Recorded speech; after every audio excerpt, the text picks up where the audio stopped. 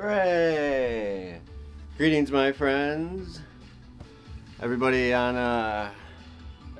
on the old TikTok, everybody that's on YouTube.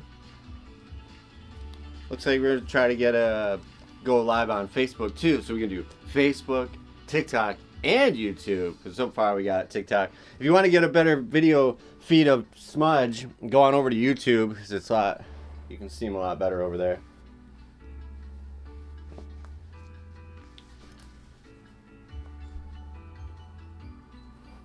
See if I can move this closer.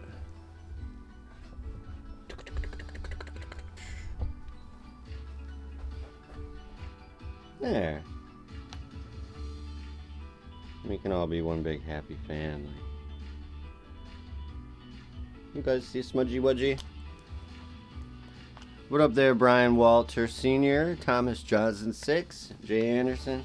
Hope you guys are having a good morning. It's a beautiful morning. It's a good morning to talk about the building blocks of purpose, my friends. So give me like 1 minute.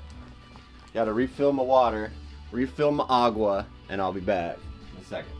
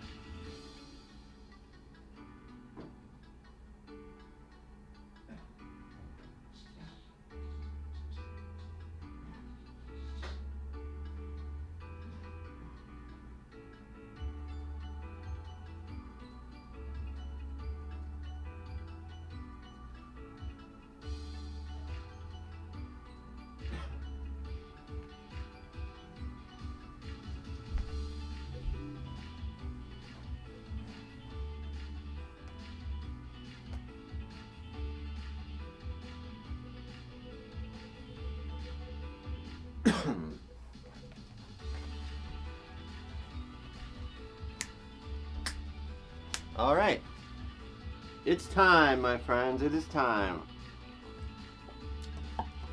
I got water. We got hydration. Got the old hydration station up and going. Get out of here with this silly gas commercial. What's going on here? What? Stop this stupid thing. No. Oh boy. Oh, it's all gone to hell in a handbasket now. Ah, there we go. We got it. So, anyway, this doesn't have to be up that loud anyway. Got my old teacher hat on there, folks. We're going to get into it. We're going to get into it real quick. The building blocks of purpose. What up there, Amber Pugh? What up there, Sato Santo? Gonzo, hope you guys are having a great old-fashioned morning. It's Saturday morning.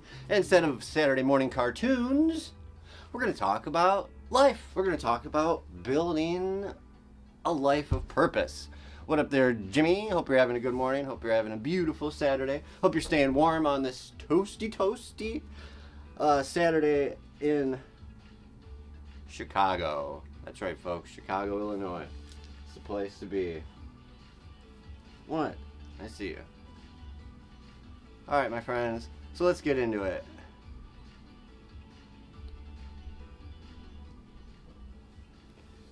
Welcome to Devil Dog Addiction. If you're on TikTok, right there. If you're on YouTube, right there.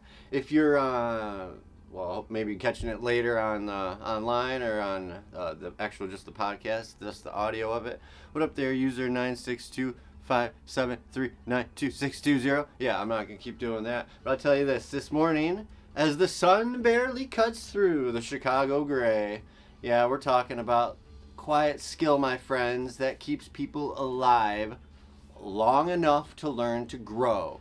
And that's the whole point of what we're trying to do as saving drug addicts and saving people in addiction, right? Is that we're trying to save them so they can get some healing, right? That's the whole point of what we're trying to do with this key phrase, harm reduction.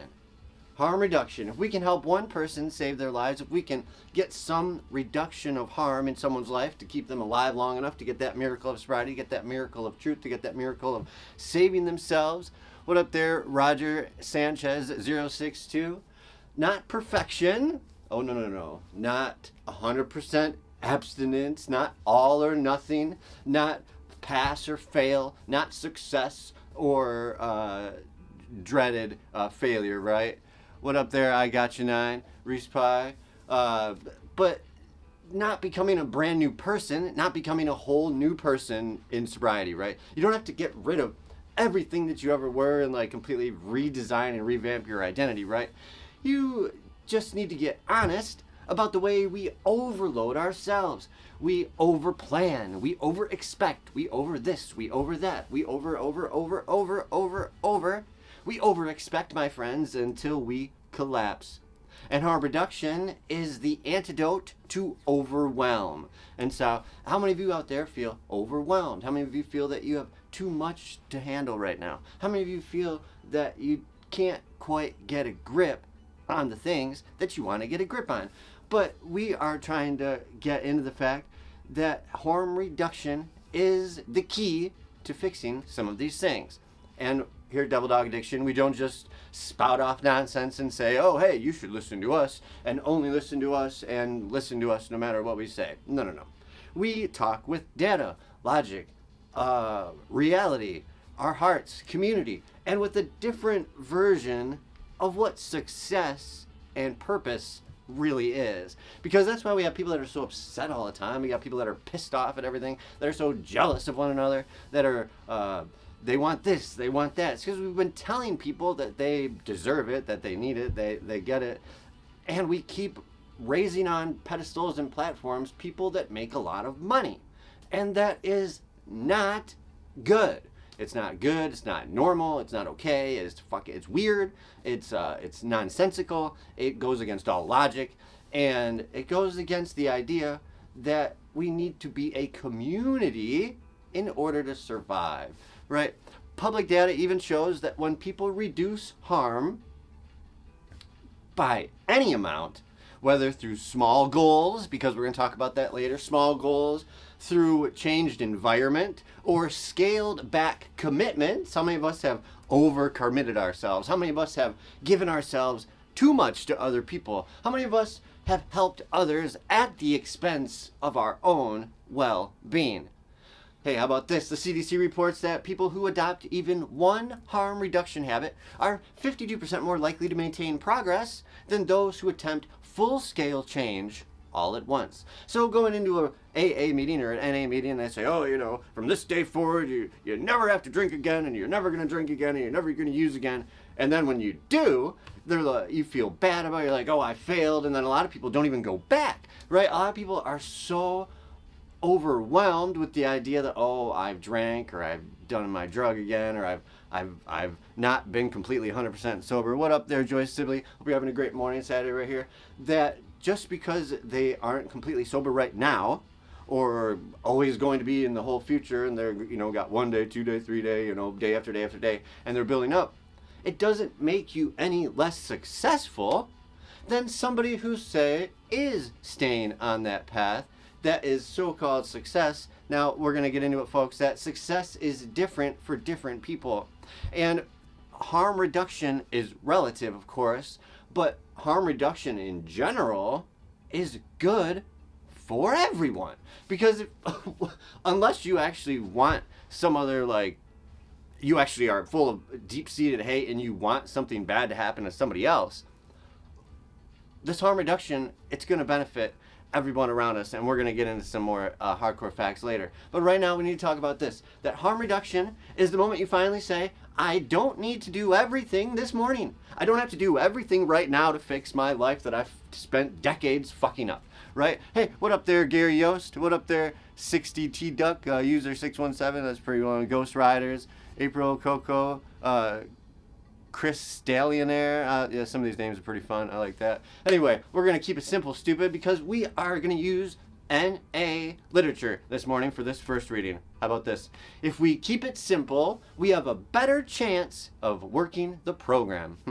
Pretty good, right? But to paraphrase this, you don't build recovery plans so complex. You don't build a recovery plan that's so over the top, in depth, that it collapses under its own weight. You don't create a life strategy, right, that depends on you being perfect.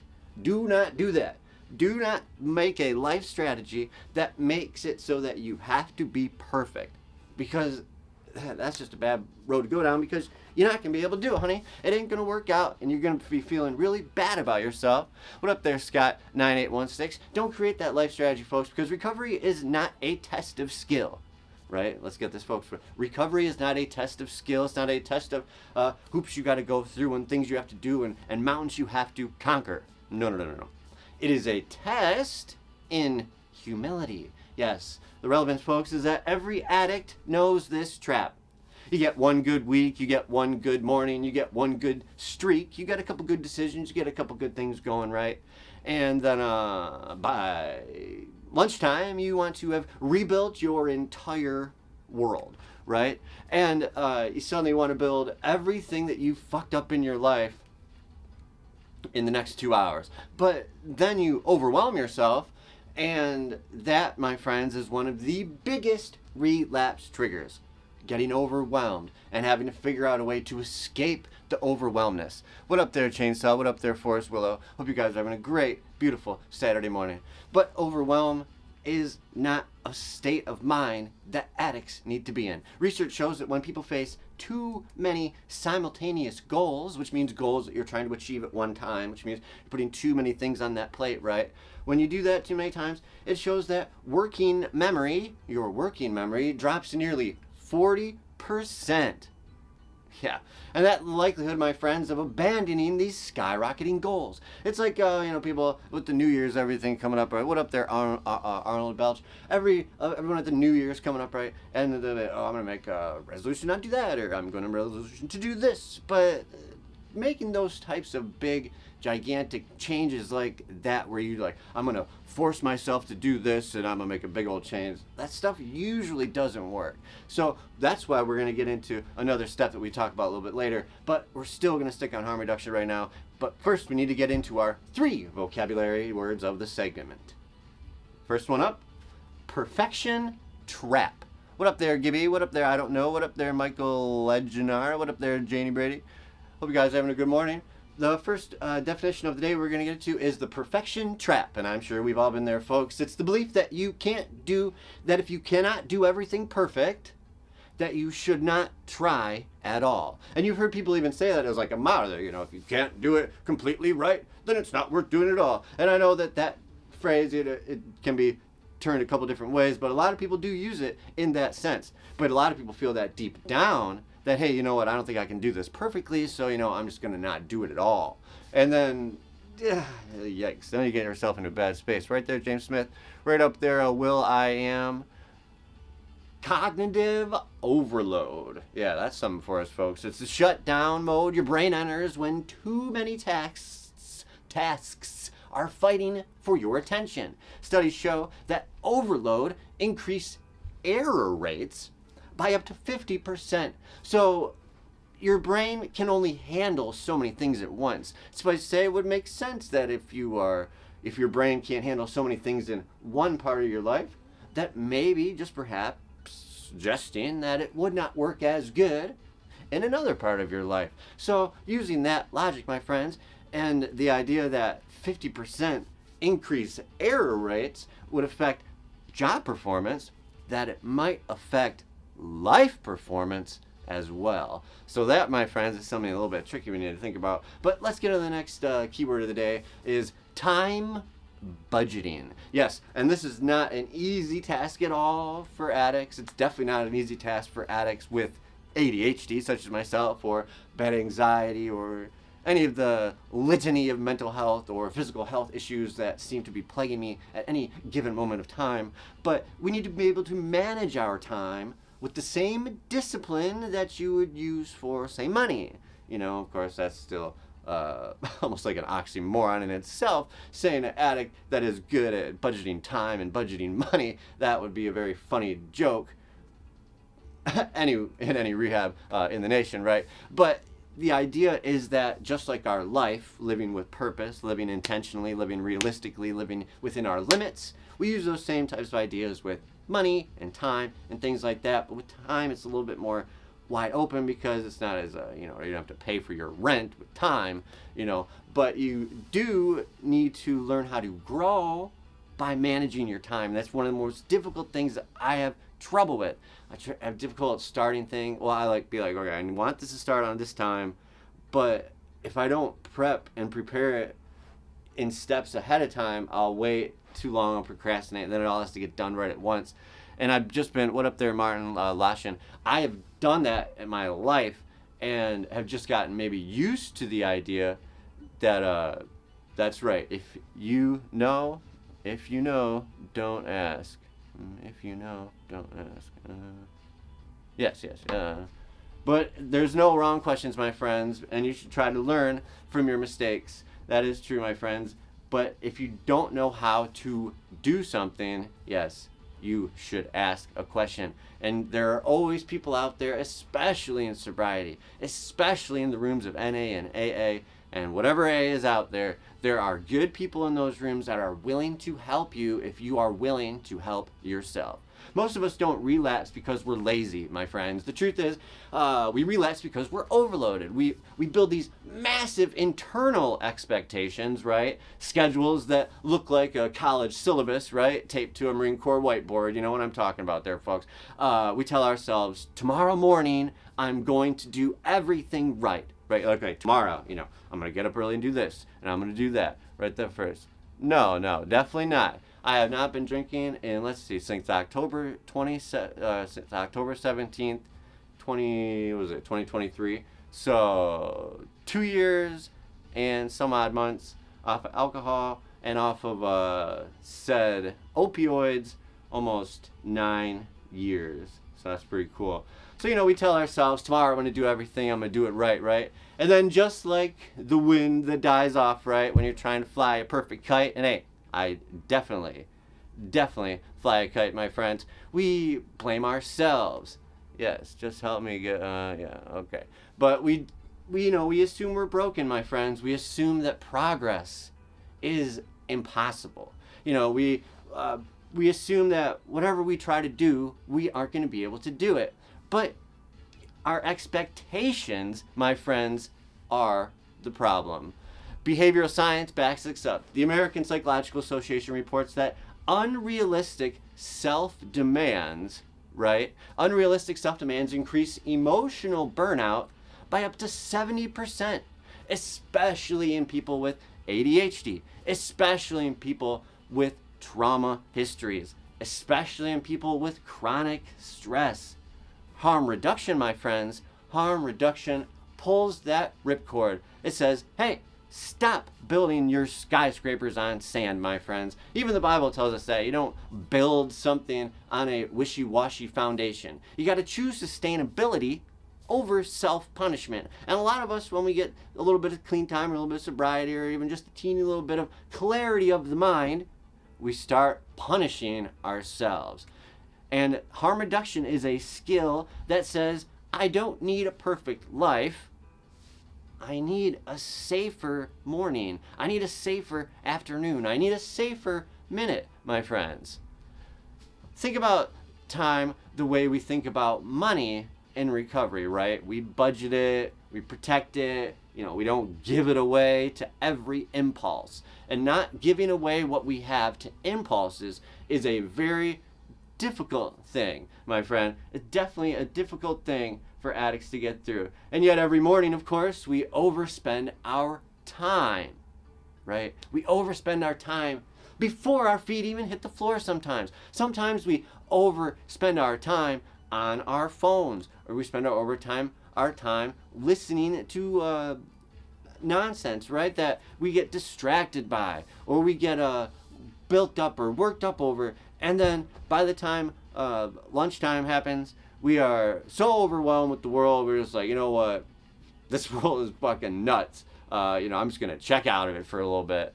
And then, especially if you're checking out with drugs or anything like that, it's definitely not reducing your harm. You're going backwards, then you're gonna feel bad about it, right? But what if your only job today was to try to reduce harm? Let's try that, right? Not solve everything, not get a lifetime of sobriety, not get a year of sobriety overnight, right? Not to win this entire war, right? Just to stop some damage enough so that we can think about focusing on the battle. Research from behavioral economics shows that when people shift from rigid schedules to time blocking, right, in larger chunks, follow through improves by 68%. So I know that lots of us out there are like, okay, I am going to focus on one thing or two things, or be like, all right, so at 1 o'clock, I'm going to do this, or 8 in the morning, I'm going to do that. And then when you don't do that right in the morning, what up there, Rick A? Hope you're having a good one. And yes, Martin Lashan, I do agree that Jesus agrees with everything that we are saying, my friends. In larger chunks, follow through improves to 68%, of course, and maybe harm reduction means committing to one creative task instead of 8. One creative task instead of 20. One creative task instead of a whole bunch.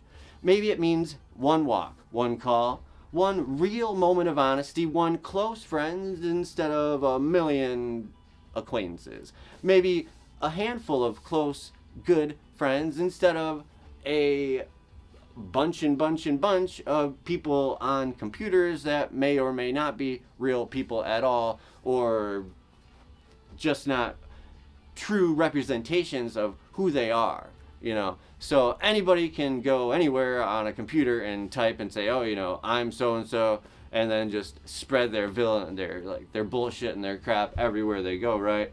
But putting yourself out there on video or in real life, now that is the place where we can start getting some good fellowship going. But harm reduction, of course, creates momentum. It also protects you from emotional self-harm, shame, guilt, I should have done more, I could have done more, I wish I would have done more. What up there, Bravo Victor Lee? Is that what that says?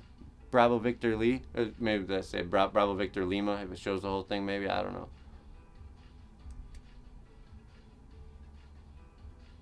Interesting. Yeah, you don't have to heal anything this morning, of course, but you just need to prevent further damage long enough to build a foundation, my friends, by tonight. Because once you reduce the harm, you create room for hope. Yes, my friends, and you can definitely tell that people out there love to put shenanigans and craziness out there because, well, first off, they don't have anything better to do, and they don't have purpose. They have not found a purpose that benefits them or the world. So if you're not creating, you're going to destroy. And so even if you think you're creating and you're destroying, you're going to see that you're going to feel angry, frustrated, discontent, and never really find any peace, right? Any peace of mind. So harm reduction isn't about lowering your standards. It's not about lowering your level of self-punishment, right? But it's about lowering it long enough to actually grow. You got to stop demanding perfection, my friends. You give yourself permission to demand progress.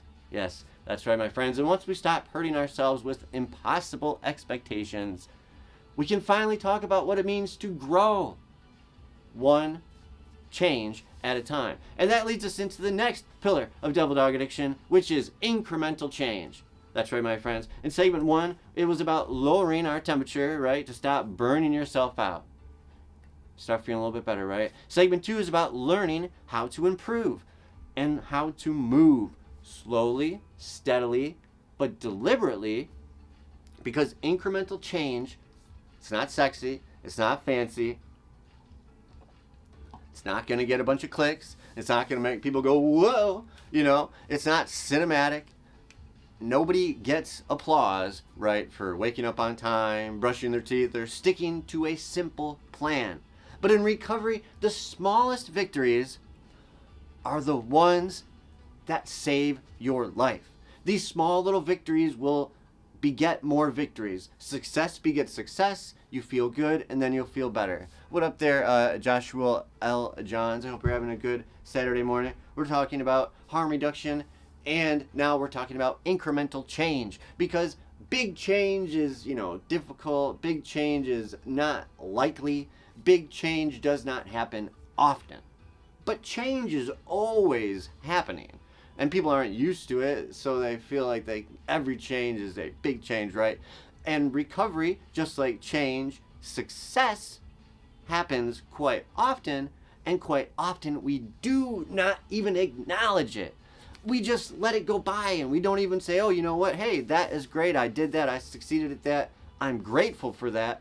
And even just putting that acknowledgement out into the world will build your own self-esteem up, my friends. And this morning in the quiet Chicago air, of course, before everything gets all nasty and crazy and yucky later in the day, well, the noise, it kicks in. And we're going to talk about why growth happens in inches, why growth happens in small segments instead of miles and kilometers and, decades of change in 1 second. And we're going to try not to leap too far or too fast, because that is the number one way that addicts fall back in to the burning lake of fire. So we're going to use AA reading from the 1 day at a time today. We live 1 day at a time, because trying to carry yesterday and tomorrow at once is much too heavy for any of us. Say that one more time. We live 1 day at a time, because trying to carry yesterday and tomorrow all at once is too much for us to carry. Don't leap ahead, right? And don't drag your past behind you. Don't pack your emotional backpack with every task, with every broken mistake, with every fear, with every unfinished project, with everything that you thought or wished or you really wanted to do. Today has enough weight all on its own, my friends. People are just trying to live their lives. People are just trying to have some purpose. Or maybe have a job or a family, a place to live, mode of transportation, food, community. That kind of things is what will give people purpose and help them find how they balance into this world. And when you can find balance, then you'll be cooking, my friends. And that's the point, my friends. You got to take it piece by piece. Addicts often fail because they don't want to succeed. No, it's not because they don't want to succeed, right? A lot of people say, oh, that addict, he just didn't want to succeed, or he just didn't want it enough. Oh, he just didn't want it enough. He wasn't trying hard enough. He just didn't want it, right? But that's not why they don't succeed. They try to succeed all at once. We build entire new lives in our heads before we've even woken up the next morning. We try to accomplish in 24 hours what should take 24 weeks, right? And studies show that when people attempt too many goals at the same time, well, goal failure jumps to nearly 70%. What up there, Douglas Thompson? What up there, Ronald Ward? Incremental change frees us from that cycle. It lets us grow at human speed instead of fantasyland speed, instead of video game speed, instead of bullshit reality speed, right? So, vocabulary words for segment 2. Micro wins. Tiny victories that quietly build momentum until big victories seem possible. You know that when you have little victories, it makes you feel a little bit better. Then you get another little victory, another little victory. And before you know, those 3 little victories have turned into one really, really big victory. And then you get 9 little victories that have turned into 3 big victories that have now turned into one really, really, really, really, really big victory. So, my friends, it's like a pyramid scheme of successful victories flippity-flooped on its head. And what up there, Haney? Hope you're having a great Saturday, Chicago morning. Next keyword of the segment, overestimation spiral. Well, this is the mental trap where you commit you commit to more than you can possibly handle, and then crash and burn when reality hits. And not only does it crash and burn, but it double whammies you. Because you feel bad about what you didn't succeed. You feel bad about overdoing it. You feel bad because you know that you overdid it. And then you also feel bad because you did not actually do the things that you said that you were going to do. And then you feel bad about letting the people down that were supposed to help you, right? So that's what I'm talking about in that part, folks. How many times have you told ourselves, tomorrow is the day that I get everything together, right? Tomorrow I'll do this. Tomorrow I'll do this. Tomorrow will be the day. Tomorrow I'll fix everything, right? Tomorrow I'm gonna wake up bright and early tomorrow. We're gonna clean everything up, hit the gym, work on our projects, call our family, fix the finances, eat clean, go to meetings, meditate, and finish 25 tasks that we've been avoiding for 6 months. And then what happens? Well, we oversleep a little bit, or maybe we a little bit too slow getting everything together, and then we forget something, then we get distracted, then we get overwhelmed. And then suddenly, the entire plan has crumbled to nothing, and we feel like a failure. Not because we did nothing, but because we failed to do everything that we thought we should do. And that's the trap, friends. The incremental change asks us a different question. Incremental change says, what is the next right thing I can do now? Always doing the next right things, folks, not the next 30 things I can do tomorrow. What's the next thing I can do right now? Maybe it's laundry. Maybe it's sending one email. Maybe it's committing to a 20-minute walk instead of a 5-mile run. Maybe it's about uncommitting to some things that you've overcommitted to. And here's the truth, these tiny actions are what heals you. These tiny actions of incremental change are what makes you be able to grow and heal and turn into something better than you want to be, or that better that you wanted to be than you used to be, right? Behavioral research shows that completing one small task early in the day increases the likelihood of completing another by up to 41%. And that's how momentum forms, friends. That's how success begets success, how good decisions and small successes build into bigger ones. Recovery doesn't demand dramatic change. It does not demand dramatic change, friends. Recovery, a lot of people get that figured out, right? They mean, the program is asking me to make this crazy big ass change. No. You make the incremental changes, and then because of the program, you end up making dramatic changes. But you're not trying to make the dramatic changes. And once it happens, you'll understand what I'm saying. And if you've been through it, then you know what I'm saying. And the goal of that is to pass it on to the next suffering addict and alcoholic that needs to hear that message, right? And consistent change is born from micro wins. Yes, not big ass miracles.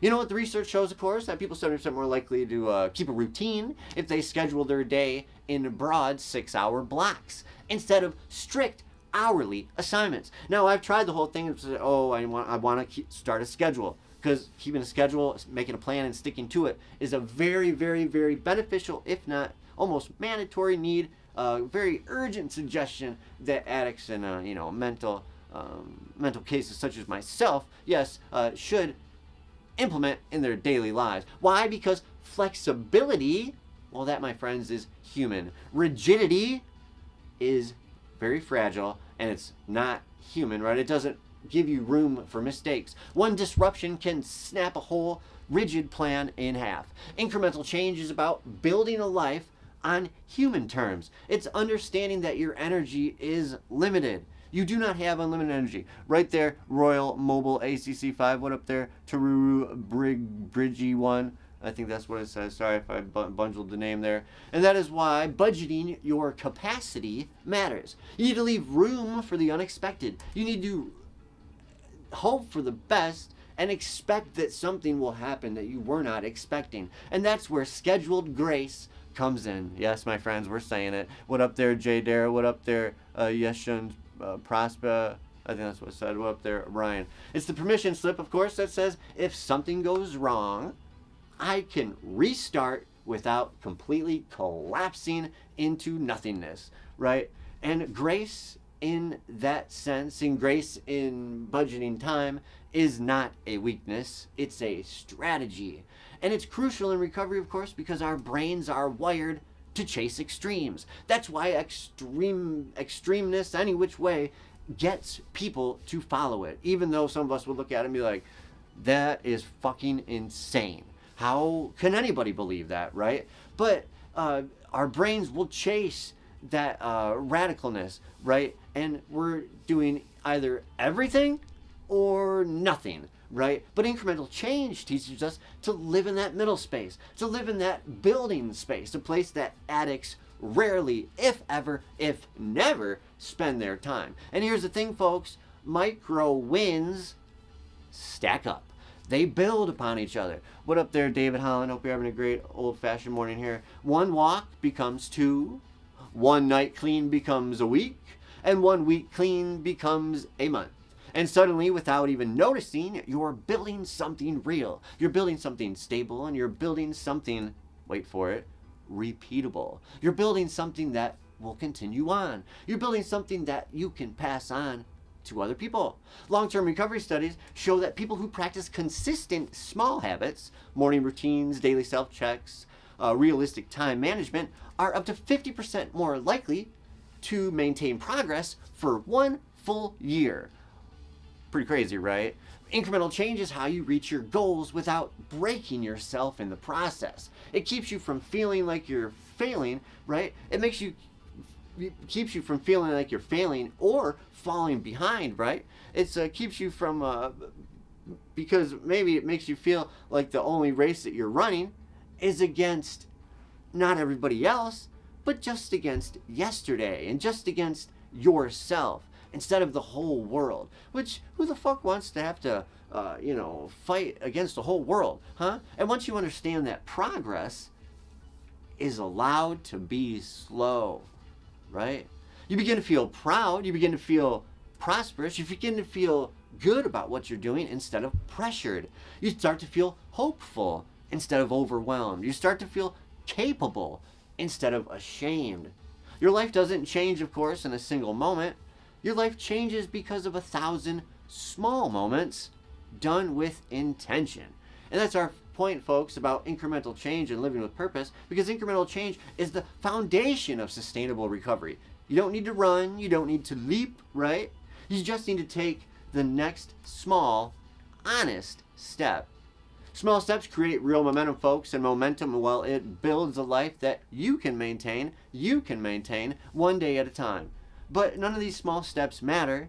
The small steps do not matter if we can't tell ourselves or another person the truth. And this one, friends, is definitely going to get people to not want to listen. I doubt that anybody's going to stick around and listen to this shit because people don't want to hear this type of thing.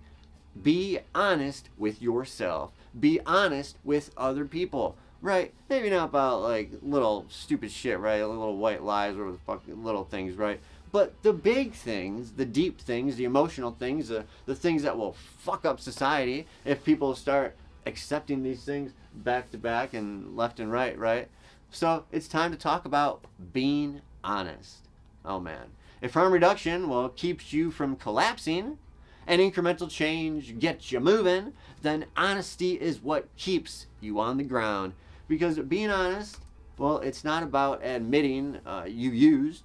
That is honesty, right? But being honest is not about saying, oh, I used the other day, it's not about saying, oh, I slipped, or that, I'm struggling. Yeah, okay, that's honest, right? But it's about looking at the patterns that we've repeated for years and years and years, and finally saying, oh, dang, well, I guess this is me. This is actually where I am, and this is what I'm doing. If we can say that to ourselves, don't have to even say that to another person yet. But you got to be able to say that to yourselves. Hey, look, I'm doing this. I brought this on myself, some of this stuff.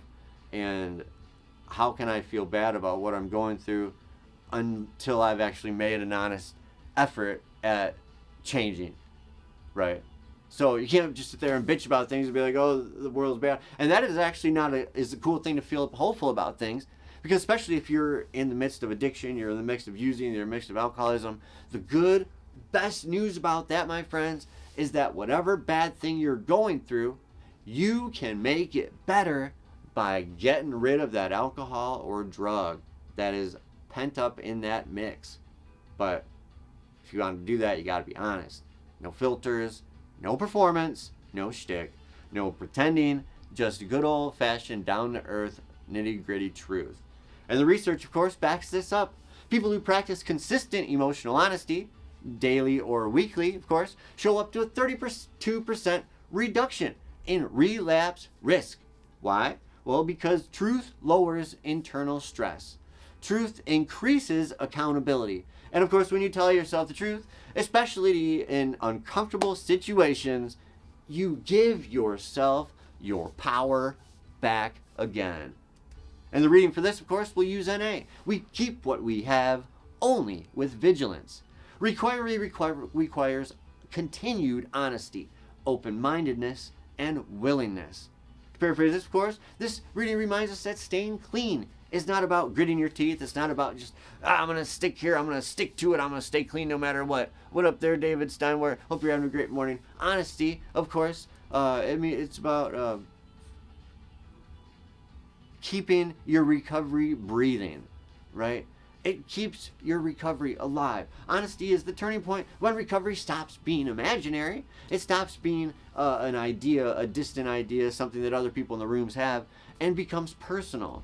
Studies show that people who participate in honest self-inventory or truthful sharing with others, journaling, accountability calls, check-ins, just a check-in, right? Just a check-in, an honest check-in, right? Experience higher self-regulation and significantly lower emotional volatility, two of the strongest predictors of stable sobriety.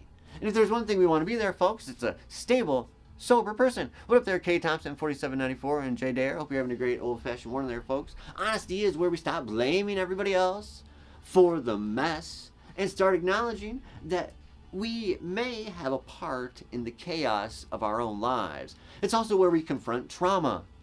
Not to shame us, not to make us feel uncomfortable on purpose, but to name the forces that have shaped us into whatever damaged thing or person or whatever the fuck we want to call ourselves to be, right? Because you won't name it. If we will not name our trauma, we will not name our shame, we will not name the thing that we are using over, you're not going to change. And that's basically, a wall that you'll hit if you can't be honest with yourself. So let's get into our three key terms, right?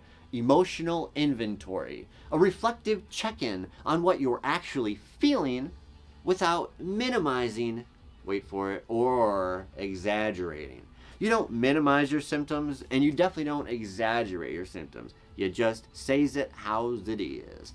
Resentment loop, the cycle where you use anger at others to avoid your own discomfort and responsibility. And this right here, friends, we see this everywhere. We see this everywhere we go, every second of the day, it almost seems. Is someone is angry, or someone is uncomfortable with themselves, they're in discomfort, they're irritable, they're discontent, they don't want their responsibility, they don't like their accountability, so they are angry and they take it out on other people, right? So, next one up, trauma echo.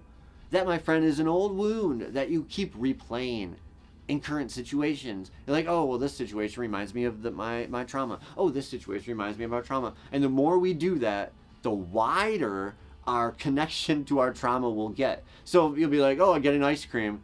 And you're like, oh, God, that reminds me of my trauma. And before you know it, everything is going to remind you of your trauma until you start getting down into being honest about it. Maybe not with yourself, but with a mental health professional, of course. Early this morning, of course,